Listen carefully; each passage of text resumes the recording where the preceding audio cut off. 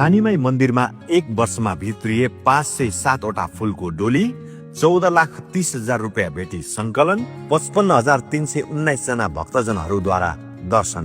जिल्लाको भानु नगरपालिका वडा नम्बर 7 बसन्तपुर स्थित थुम्कामा रहेको थानीमाई मन्दिरमा 507 वटा फूलको डोली भित्रिएको छ। गत आर्थिक वर्ष 2081 को वैशाखदेखि चैत्र मसान्तसम्म उक्त संख्यामा फूलको डोली भित्रिएको थानीमाई मन्दिर संरक्षण समितिका अध्यक्ष जीवन थापा मगरले जानकारी दिनुभयो। मन्दिरमा दर्शनका लागि वार्षिक 507 वटा फूलको डोली सहित 55,319 जना भक्तजनहरू आएका छन्। हरेक फूलको डोलीबाट मन्दिर प्रवेशका लागि 500 रुपियाँ लिने गरिएको समितिका अध्यक्ष मगरले बताउनुभयो। यस्तै करिब 14,30,000 रुपियाँ भेटी संकलन भएको छ। गत आर्थिक वर्ष 2081 को वैशाखदेखि चैत्र मसान्तसम्ममा मन्दिर भित्रको भेटी, डोलीबाट लिइने प्रवेश शुल्क र पार्किङ शुल्कबाट गरी उक्त रकम संकलन भएको उहाँले जानकारी दिनुभयो।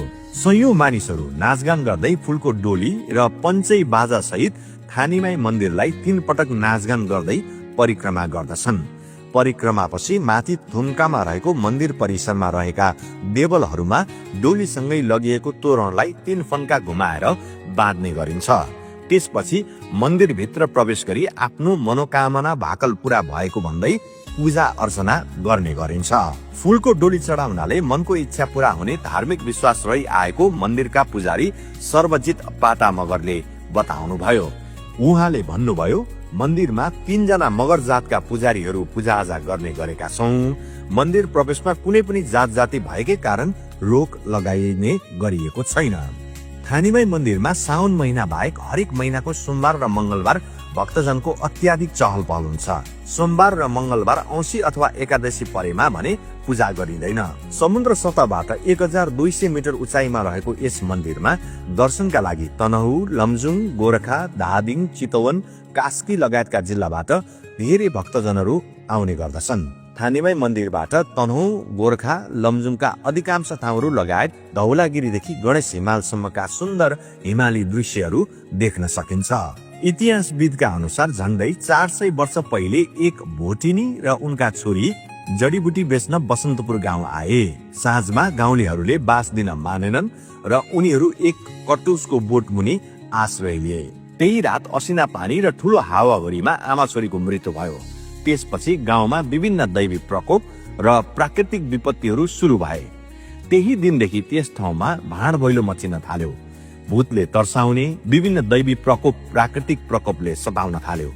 स्थानीय जमल सिंह पाटा मगरलाई राति सपनामा तिनी भोटिनी थानीमाईको रूप लिएर त्यही स्थानमा बसेको र उनीहरूको पूजा आजा गरेर फूल चढाए दुःख दिन छाड्ने सन्देश आएपछि पूजा अर्चना गर्न थालियो। देवीले भने बमोजिम नै सोमबार राति सत्यनारायणको पूजा लगाई मंगलबार चोखो तिनो सहित फूलको डोली चढाउने गरिएको स्थानीय बताउँछन्। अहिले पनि मन्दिरभित्र ती आमा छोरीको मूर्तिमा पूजा गरिन्छ। थानीमाई मन्दिर पुग्न पृथ्वी राजमार्ग अन्तर्गत तनहुँको डुम्रे बजार हुँदै लमजुङको सदरमुकाम बेसीसहर जाने राजमार्गको 22 जङ्घारसम्म 18 किलोमिटर पिच सडक र 22 जङ्घारबाट 8 किलोमिटर यात्रा गरेपछि पुग्न सकिन्छ। डुम्रे भन्सार हुँदै चुदी टुहुरे पसल र चन्द्रावतीबाट अलग अलग कच्ची सडकबाट 6 किलोमिटर पार गरेपछि थानीमाई दर्शनका लागि जान सकिन्छ। डुम्रे बेसीसहर सडक खण्डको अर्चल धारासम्म पिच सडक र अर्चल धाराबाट लौडारी भन्ज्याङ हुँदै करिब 16 किलोमिटरसम्मको कच्ची सडकबाट पनि थानीमाई मन्दिर पुग्न सकिन्छ।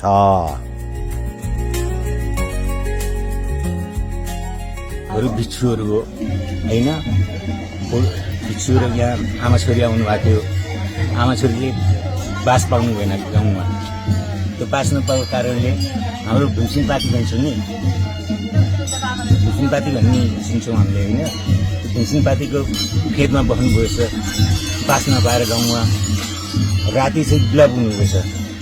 जहाँको सिङपट्टि बिला पुग्नु गयो। पछि हाम्रो जमन सिंह पाटा भन्ने पाटा मगरलाई सपनामा देखा पर्नु गएछ।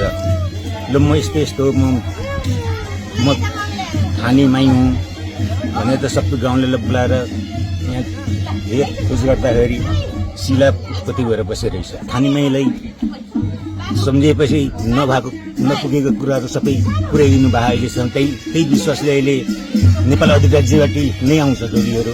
जस्तो बालबच्चा छैन भने बालबच्चा होस् भनेर भाकल गरेको हुन्छ, बालबच्चा हुन्छ। मलाई गुरु मैले मायाले सम्झेर गरेको मेरो बच्चा यत्रो भयो भनेर भन्नुहुन्छ।